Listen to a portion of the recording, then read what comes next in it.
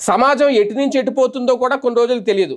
ఎవరిని చంపేస్తారో తెలియదు. గతంలో ఫ్యాక్షన్ హత్యలు చూసాం, పల్నాడు లాంటి చోట్ల జరిగే హత్యలు చూసాం, రౌడీలు చేసే మర్డర్లు చూసాం. ఇవన్నీ ఎందుకు జరుగుతాయి? ఏ సెటిల్మెంట్ల కోసమో, లేదంటే ఒకళ్ళ మీద ఒకళ్ళ పగతోనో కసితోనో, అది కూడా బయట వ్యక్తులను చంపుకునేవారు. కానీ ఇప్పుడు అంతకు మించి జరిగిపోతున్నాయి. పిల్లల్ని తల్లిదండ్రులు చంపేస్తున్నారు, తల్లిదండ్రులను పిల్లలు చంపేస్తున్నారు.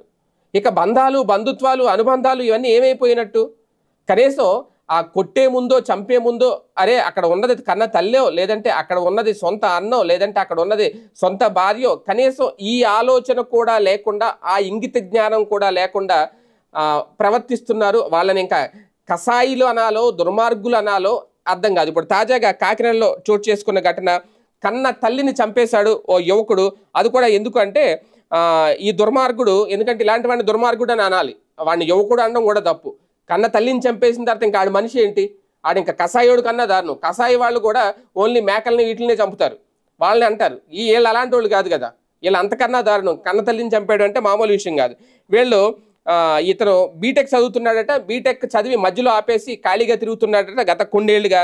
పైగా ఇంట్లో ప్రతి దానికి ఖర్చుకి తల్లిని వేధిస్తున్నాడట డబ్బులు ఇమ్మని. ఇంకా ఇచ్చి ఆమెకు కూడా చిరాకు వచ్చి తల్లిదండ్రులకి ఏదో పని చేసుకోరా బాబు అని చెప్తుంటే, అలా ప్రతిరోజు పని చేసుకో, ఏదైనా ఉద్యోగం చేసుకో అని చెప్పడం వాడికి నచ్చలేదట.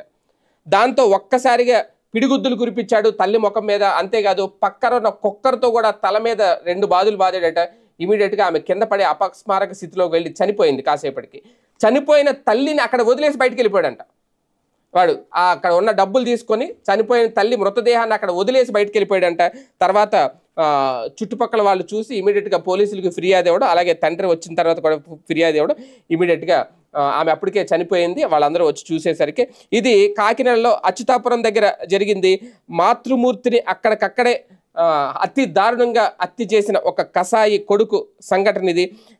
కాకినాడ జిల్లా కాకినాడ 48వ division S Achyutapuram Pentecost church వెనకాల శ్రీ సాయి నిలయం అపార్ట్మెంట్లో ఉండే షేక్ జహీరా బేబీ 48 సంవత్సరాలు. అలాగే తన కుమారుడు బీటెక్ చదువుతున్నాడు. ఈమె కూడా పాపం సెంటర్లో, అక్కడ కరణం గారి సెంటర్లో ఇడ్లీ పిండి అమ్ముకుని జీవనం సాగిస్తుందట. ఈమె కూడా కష్టపడుతున్న వ్యక్తే, వీళ్ళు బాగా డబ్బులున్న వాళ్ళు ఏమీ కాదు. భర్త ఖాదర్ బాషా, మరో కుమారుడు పెయింట్ పనిలోకి వెళ్తారట.